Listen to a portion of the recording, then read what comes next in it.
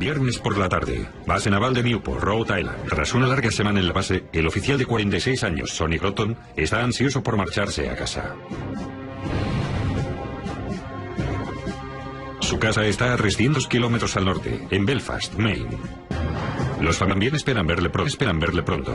Entre otros, Vicky Harriman, su sobrina. Sonny volvía siempre a casa los viernes por la noche desde la base naval. Se pasaba el fin de semana trabajando en la casa, jugando con sus nietos y mis hijos, cenaba el domingo y regresaba a la base. A las 3 de la tarde, Groton sale de la base naval e inicia el trayecto hacia el norte. Estaba en la cocina preparando la cena. Sonny debía llegar hacia las 5, pero a las 7 todavía no había llegado. Supusimos que había salido más tarde de la base. Tenía que acostar a los niños y nos fuimos a casa. Al menos pronto dejaría de hacer ese largo trayecto cada fin de semana. Tras 25 años en la Armada, Groton va a jubilarse dentro de 2 meses. Pero nunca verá ese día. Poco antes de las 8, la familia de Groton oye su coche aparcando. Michael, su hijo adolescente, baja a saludar a su padre, cuando de repente oye unos disparos. Michael dijo haber oído 2 disparos y luego la voz de su padre que decía: no dispare, por favor, no dispare. Entonces sonó el tercer disparo. Llamo desde la calle White 12. Han disparado a alguien. ¿Por qué cree que han disparado a alguien? Porque está tumbado en el suelo y acabamos de oír disparos. Envío a alguien ahora mismo. El jefe de policía Bob Keating llega al lugar del crimen, pero es demasiado tarde. El oficial Groton está muerto. Encontré a un varón tumbado en diagonal en el camino de entrada, con un brazo extendido y el otro cruzándole el pecho. Estaba tumbado de espaldas.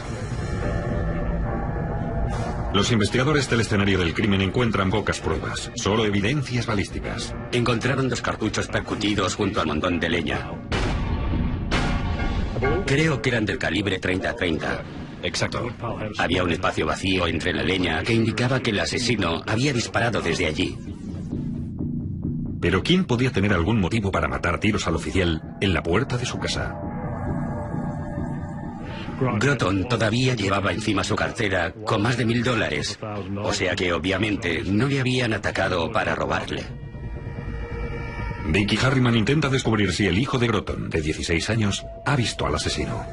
Michael estaba petrificado, con los ojos muy abiertos, y le dije: ¿le has visto, Michael? No he visto nada, solo sus pies, los pies de esa persona. Y hace lo que siempre en estos casos: llaman al NCIS. El Servicio de Investigación Criminal de la Armada es un cuerpo policial civil. Su misión: investigar cualquier crimen que involucre a la Armada o al cuerpo de la Marina. El agente especial Jeff Morrow forma parte de la brigada de homicidios del NCIS.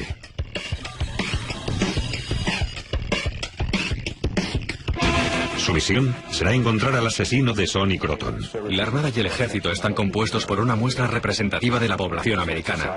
Y al igual que en la sociedad civil, los militares pueden cometer crímenes o, de vez en cuando, ser víctimas de crímenes.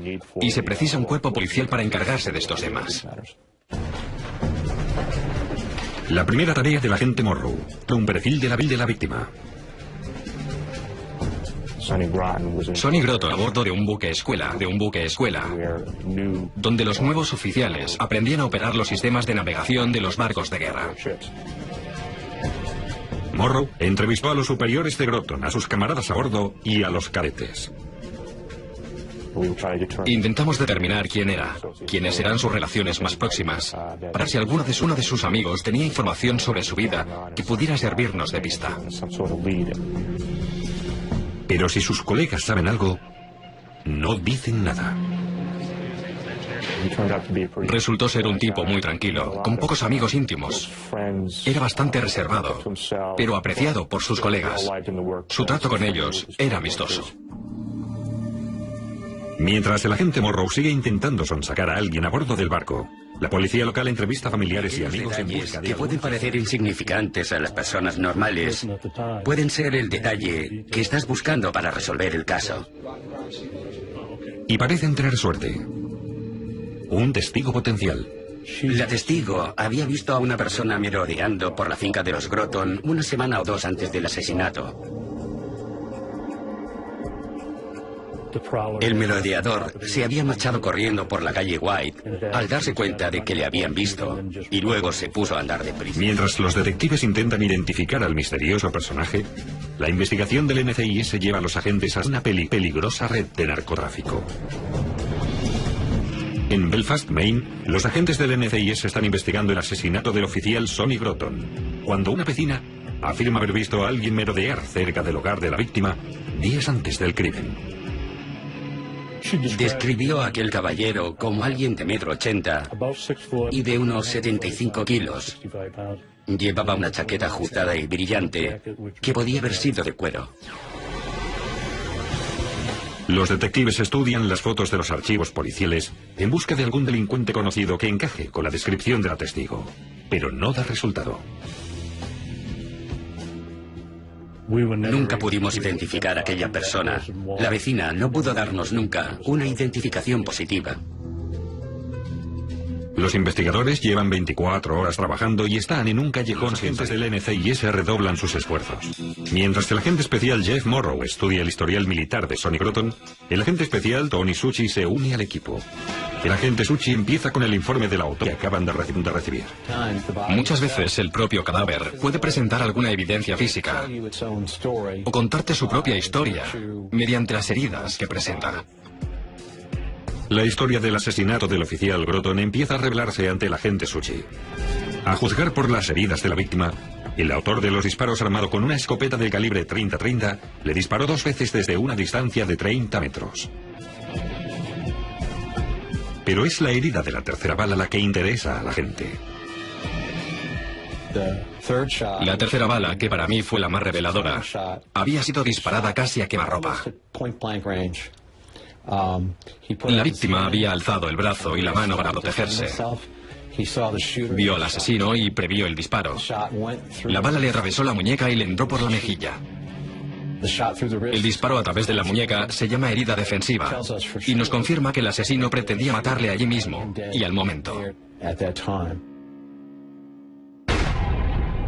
El asesino quería asegurarse de que su víctima no sobreviviese. Con la esperanza de que el escenario del crimen le revele más detalles, el agente Succi se dirige hacia Maine. Para mí es muy importante ver el escenario del crimen para hacerme una idea por mí mismo del lugar exacto donde sucedió todo y de los alrededores, para tener más información sobre este homicidio. Así puedo hacerme realmente una idea de lo que ha sucedido. Belfast, en Maine, es un destino turístico perfecto. Su pintoresco puerto, sus pequeñas tiendas y las langostas atraen a miles de visitantes al año. Pero el asesinato de un oficial de la Marina ha traído también a un equipo de investigación militar a esta pequeña localidad. El agente Succi recaba toda la información de la policía sobre la noche del tiroteo. Groton fue asesinado aquí mismo, en la entrada. Llegó hacia las 7:45, 7:50, bajó del coche, se acercó a la puerta y le dispararon. Son casi 25 años de experiencia. Succi sabe qué detalles buscar. Y todo le indica que se trata de un asesinato planificado. El oficial Groton había tardado 5 horas o quizá más desde Newport, en Rhode Island. De manera que no venía de hacer la compra en el barrio ni nada parecido. Había cubierto una larga distancia. Y el asesino debía tener controlados los movimientos de Groton, además de planificar los suyos propios. O sea que está claro que fue organizado. Pero ¿cómo había escapado el asesino? Succi consulta con el agente de la policía canina que registró la zona. Mi perro encontró un rastro detrás de un montón de leña y lo siguió a través de esta zona arbolada, junto a la Nacional 1. Cruzamos la Nacional 1. Pero el perro perdió el rastro cuando llegamos a un aparcamiento que hay allí, lo cual me dijo que debió subir a un vehículo.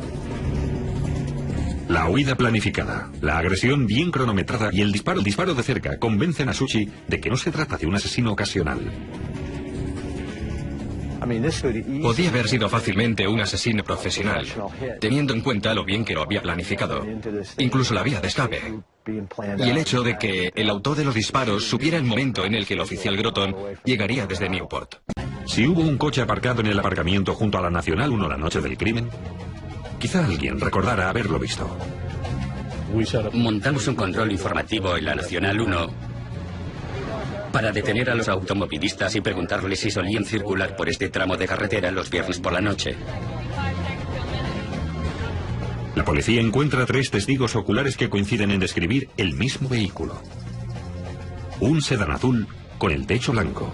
Pero sin el número de la matrícula ni una descripción más detallada del coche, los agentes del NCIS concentran su atención en el móvil del crimen y deciden volver a interrogar a los testigos.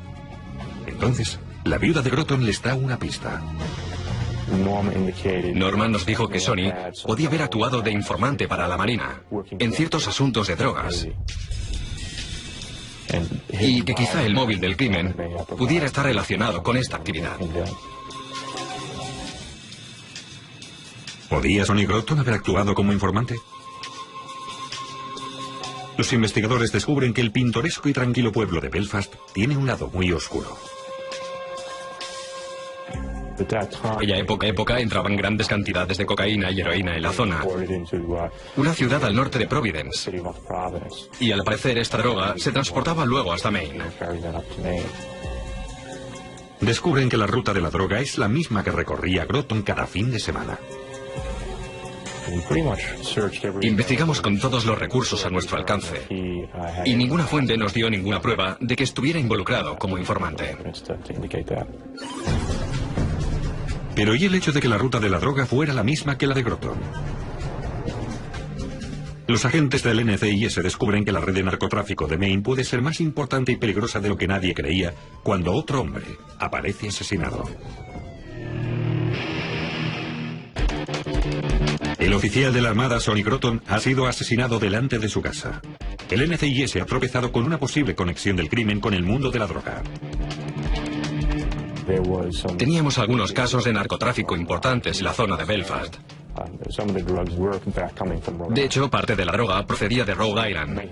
Y Sonny podría haber estado involucrado en el transporte de la droga. Un posible motivo para que alguien deseara su muerte. La policía del estado de Maine lleva más de un año siguiendo la pista del tráfico de cocaína y heroína en la pequeña Belfast, cuando otro hombre muere acribillado. Lacombe es asesinado a 10 kilómetros de casa de Groton. Scott Lacombe había estado anteriormente involucrado en un caso de narcotráfico y había llegado a un acuerdo con la fiscalía para recibir una condena más leve a cambio de su testimonio contra otros delincuentes. Pero el día en que debería pescar a los capos de la droga, Lacombe aparece muerto. El agente Morrow intuye que puede haber una conexión entre las muertes del oficial Groton y el narcotraficante. Se reúne con la policía de Maine para recabar más detalles. Aquí es donde se cometió el homicidio de Scott Lacombe. Este es el camino por el que entraron en coche y tocaron la bocina. La novia de Scott Lacombe salió por esta puerta. El conductor pidió a la mujer que fuera a buscar a Scott para hablar con él. Ella le vio solo un momento antes de entrar a buscarle. Ella entró en casa. Scott salió, se acercó al vehículo y al parecer se inclinó ligeramente. Y entonces le dispararon en la garganta. Las similitudes son innegables para los agentes del NCIS. Ambas víctimas son asesinadas enfrente de sus casas con una pistola de gran calibre y ambos tienen un elemento de sorpresa muy planeado. Tanto el homicidio de Lacombe como el de Groton fueron emboscadas. En el caso de Groton, el asesino se limitó a esperarle, y en el caso de Lacombe, esperó a que saliera de casa. La siguiente prueba que descubre Morrow le convence todavía más de que los dos asesinatos están relacionados. La novia del narcotraficante recuerda que el coche del asesino es un sedán azul con el techo blanco. El mismo coche que los testigos vieron cuando asesinaron a Groton. Ahora ya tienen una sólida conexión. Necesitan encontrar ese coche. Mientras tanto, el detective Dean Jackson responde a una llamada que puede ser el golpe de suerte que necesitan en la investigación. 3 chicos del pueblo estaban pescando en este arroyo metidos en el agua. En un punto, el arroyo se ensancha un poco y tiene cerca de 1 metro de profundidad. El chico más joven distinguió un objeto en el fondo. Se inclinó para recogerlo y resultó ser un rifle Winchester 30-30. Un rifle del mismo calibre que el que mató a Groton. Los chicos se llevaron el rifle a casa y su padre llamó a la policía del estado de Maine. Un detective local fue a recogerlo y lo llevó al laboratorio forense de la policía de Maine. Los investigadores sospechan que el rifle puede ser la clave para resolver el asesinato de Sonny Groton. El experto en balística, Roy Gallant, debía comprobar si los cartuchos obtenidos con el disparo coincidían con los encontrados en el escenario del asesinato de Groton. Pero alguien se había asegurado de que no pudiera hacerlo. Al parecer, alguien lo había cogido en el curso de la acción y lo había doblado alrededor de un árbol para que el cañón quedara doblado, de manera que era imposible realizar la prueba. Eso me indicó que alguien sabía lo que se hacía y que se había asegurado de que el rifle no pudiera analizarse balísticamente. Los investigadores se enfrentan con un profesional y de momento les ha llevado siempre la ventaja. El experto en balística envía el rifle al fabricante para su reparación y finalmente consigue disparar con él. Ahora podrá comparar los cartuchos percutidos con los encontrados en casa de Groton.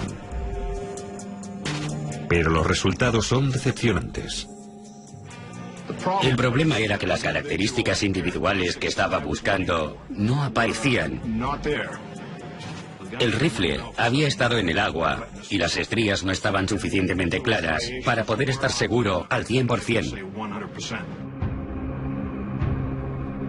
El experto en balística no puede demostrar que el rifle haya sido utilizado en el asesinato de Groton. La única prueba sólida del escenario del crimen se disuelve en el aire. El caso del oficial de la Marina asesinado corre el peligro de quedar sin resolver. Mientras tanto, en la base naval de Newport, el agente del NCIS Jeff Morrow tiene noticia de un avance importante. La policía de Belfast cree haber encontrado la pista del sedán azul visto en el lugar de los asesinatos. El vehículo está registrado a nombre de un hombre de 30 años llamado Joel Fuller. No es un desconocido de la policía local. Joel Fuller tenía un largo historial delictivo. Era muy conocido por la policía de Maine. Le habían detenido varias veces por todo tipo de delitos, desde caza ilegal de ciervos hasta conducción temeraria, o resistencia a ser detenido conduciendo bajo los efectos del alcohol y las drogas. Ahora, los investigadores tienen la oportunidad de resolver el caso del narcotraficante asesinado.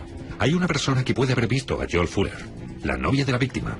Había visto el sedán azul con el techo blanco y al hombre que disparó a su novio. ¿Había sido Joel Fuller? Tenemos una rueda de edición fotográfica y ella dijo estar segura de que era Joel Fuller. Fuller es acusado y declarado culpable de la muerte de Scott Lacombe. Quería silenciar a Lacombe antes de que su víctima pudiera subir al estrado y declarar contra la red de narcotráfico de Belfast. Cuando los agentes del NCIS descubren que hay una conexión entre Sonny Groton y Joel Fuller, descubrirán que se trata de algo mucho más peligroso que un asunto de drogas. Los investigadores han identificado un sospechoso principal del asesinato del oficial de la Marina Sonny Groton. Se llama Joel Fuller. Los acontecimientos se precipitan. El detective local, Dean Jackson, se entera, gracias a una amiga de los Groton, que la viuda de Sonny, Norma, conoce a Joel Fuller. Nos dijo que había estado en casa de Norma, que solía visitarla a menudo, y que había visto a Joel Fuller allí 2 o 3 veces hablando con Norma. Pero cada vez que la mujer sorprendía hablando a Norma y Joel, su conversación se interrumpía de inmediato. El agente especial Suchi empieza a indagar. Tendré que hablar con el detective Jackson y repasar bien el posible motivo para despejar hechos concretos que nos permitan investigar más a fondo a Norma Groton.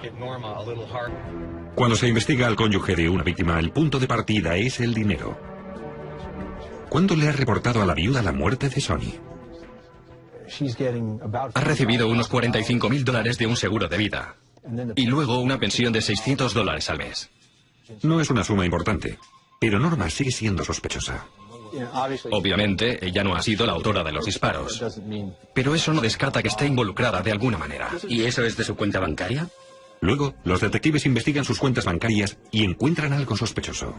Había retirado dinero en efectivo en varias ocasiones a lo largo de un año. Al parecer, había sacado $2.000 cada vez, y en total el dinero retirado sumaba unos $10.000 u $11.000. No veía nada en su estilo de vida que lo justificará. Y los investigadores quieren saber si Norma puede haber pagado ese dinero a Joel Fuller para matar a su marido. Suchi recaba la colaboración de otro agente, el agente especial Norm Kelly, y le pide que interrogue a los colegas de Fuller. Quizás sepan algo. Como Fuller se encuentra en la cárcel, Kelly empieza allí sus interrogatorios. Uno de nuestros objetivos era interrogar a las personas que también habían estado en la cárcel y esperábamos que estos testigos aceptaran cooperar con el NCIS y la policía de Maine, puesto que Joel estaba entre rejas y no podía vengarse de ellos. Al principio, el agente Kelly sale con las manos vacías, pero finalmente encuentra a un viejo amigo de Fuller llamado Larry Phillips. Phillips afirma que Fuller y él se habían peleado hacía unos años y que sabía algo inquietante sobre Fuller, pero tiene miedo de hablar. A Joel le gustaba matar, y le gustaba hacerlo de cerca, de forma personal. Larry sabía que si Joel salía de la cárcel, iría por él, le buscaría y le mataría, y por eso estaba aterrorizado. Pero el agente del NCIS consigue convencer a su informante de que Fuller ya no representa ninguna amenaza porque está entre rejas. Y Larry termina hablando. Joel y yo nos veíamos bastante. En aquella época bebíamos mucho y aquella noche íbamos en coche. Había sido pocos días después del asesinato de Groton, y Fuller parecía más locuaz de lo normal. Me preguntó si quería un rifle del 30-30. Dijo, está nuevo, y yo le pregunté, ¿y entonces? ¿Está averiado? Y me dijo, sí, lo doblé con un árbol. Le pregunté dónde estaba y me dijo, en el río. A paso lento pero seguro, los detectives pueden conectar a Fuller con el rifle encontrado en el bosque. Lo que el informante declara a continuación conmocionará a todos los involucrados en el caso. Los agentes del NCIS que investigan la muerte de Sonny Groton han encontrado una mina de oro en el testigo Larry Phillips. Según este informante, el sospechoso del asesinato, Joel Fuller, le ofreció un rifle pocos días después de que Sonny Groton fuera asesinado. Le dije, bueno, pues no quiero ese rastro. Y entonces me dijo que había matado a alguien con ese rifle. Larry Phillips contó cómo Fuller había dañado el rifle y lo había lanzado al arroyo, en el lugar donde se había encontrado la supuesta arma del crimen. Después, hizo una escalofriante revelación. Me contó que había matado a Groton. Dijo que estaba detrás de un montón de leña, que le había disparado por la espalda y que el tipo se había caído y había girado la cara hacia él y le había mirado. Y que entonces el hombre había intentado protegerse la cara con la mano y Joel le disparó y la bala le atravesó la mano.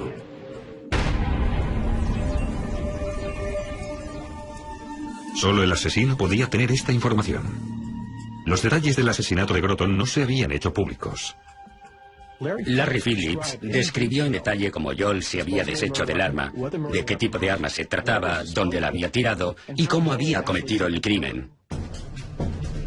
Pero ¿cuál había sido su móvil? El interrogador se lo pregunta al testigo. La mujer de aquel tipo le había convencido para que lo hiciera por dinero. Todas las piezas encajan. Los encuentros secretos de Norma Groton con Joel Fuller y el dinero sacado de su cuenta bancaria. Un total de $10.000. Quedó claro en los interrogatorios que Norma había ofrecido $10.000 a Joel Fuller para matar a Sonny Groton. Todo encaja hasta el último detalle. Los investigadores están convencidos de la culpabilidad de Norma Groton, pero para demostrarlo necesitan algo más que un testigo. Llegado a ese punto, no teníamos suficiente información para acusar a Norma. Lo único que teníamos era la información proporcionada por Larry Phillips. La única manera de desenmascarar a la viuda es una operación encubierta. Primero, los investigadores tienen que alarmarla, hacerle creer que su asesinato por encargo está a punto de ser desvelado. Empezamos acusando a Joel, con la esperanza de que corrieran rumores de que había sido acusado del asesinato y de que estos rumores llegaran a oídos de Norma y le pusieran nerviosa. Cuando Norma está inquieta, un agente secreto del NCIS entra en contacto con ella, pretendiendo ser un ex recluso amigo de Fuller. Encargamos la tarea a un agente que había sido asistente social, a cargo de los presos en libertad condicional, que conocía la jerga carcelaria y sabía cómo imitar el comportamiento de un recluso. El mensaje del agente tiene el objetivo de aumentar la vulnerabilidad de Norma. Joel le había pedido un favor a ese amigo, que en teoría acababa de salir de la cárcel, que fuera a ver a Norma y le preguntara quién podía estar informando a la policía. Todo está listo. El agente secreto entra en acción. ¿Norma? Sí. ¿Eres Norma? Me llamo Tony. Soy amigo de Joel Fuller. Me ha pedido que viniera a hablar contigo. Sabíamos que todo este caso dependía de este encuentro, porque cualquiera que haya trabajado en este tipo de operaciones encubiertas, sean del tipo que sean, sabe que no siempre funcionan. ¿Podemos subir a tu coche? No quiero quedarme aquí plantado. Joel dice que obviamente alguien está cooperando con la policía. Tiene miedo y quería que viniera a verte. Le debo unos cuantos favores y ha oído decir que alguien está soplando este caso. Pero yo no soy, cariño, no, señor. Joel tampoco cree que seas tú. Pues es que no sé quién puede ser. Házselo saber. Por mi parte, no hay ninguna filtración, en absoluto. Y espero que tampoco la haya por su parte. Creo que todos nos quedamos muy sorprendidos cuando empezó a hablar tan rápido. Luego, el agente secreto me dijo que casi no sabía qué decir, porque se había preparado para utilizar alguna artimaña para hacerla hablar, pero no fue necesario, de manera que la gente cambió de marcha y lo hizo muy bien. Norma ha mordido el anzuelo, pero es suficientemente lista para no hablar de detalles delante de un desconocido. Luego, la conversación da un giro inesperado. ¿A quién más se lo dijiste? A un tipo alto. ¿Cómo se llamaba? Boyd. Boyd Smith. ¿Qué fue lo que le dijiste? Que quería contratarle. Ese era el plan en principio. Dean y yo estábamos en el coche escuchando la conversación y nos miramos con cara de sorpresa. ¿Quién era ese tipo? Un nuevo personaje en este asesinato por encargo. Los agentes del NCIS inician la búsqueda de ese hombre. Durante una operación encubierta, la viuda de la víctima ha revelado el nombre de un nuevo sospechoso en la conspiración para matar a Sonny Groton. Su nombre, Boyd Smith. Ahora los agentes le siguen la pista. En aquella época, Boyd era el novio de una de las hijas de los Groton, Rosalind, y vivió un tiempo en casa de la familia. Gracias a la operación encubierta, los investigadores descubren que Norma había intentado contratar al novio de su propia hija para matar a Sonny. Los agentes intentan informarse mejor sobre Boyd Smith y montan un operativo de vigilancia. Aquel tipo, su tipo supuestamente implicado en este asesinato, no tenía antecedentes policiales. Y eso no es habitual. Y no encontramos nada especialmente extraño. Los investigadores sospechan que Boyd Smith puede tener valiosas informaciones. Por lo tanto, decidimos utilizar con Boyd la misma estrategia que habíamos empleado con Norma. El agente secreto del NCIS, que pretende ser un amigo del preso Joel Fuller, se encuentra con Boyd Smith cerca de un cementerio. ¿Cuál fue exactamente el acuerdo entre Norma y tú? ¿Cómo se montó todo eso? Norma quería que su marido muriera. Ella siempre se estaba quejando de él, por cualquier motivo. Y me pidió si podía hacerlo y le dije que ni hablar, que no podía. Y entonces ella me preguntó si podía ponerle en contacto con alguien. ¿Y le pusiste en contacto con Joel?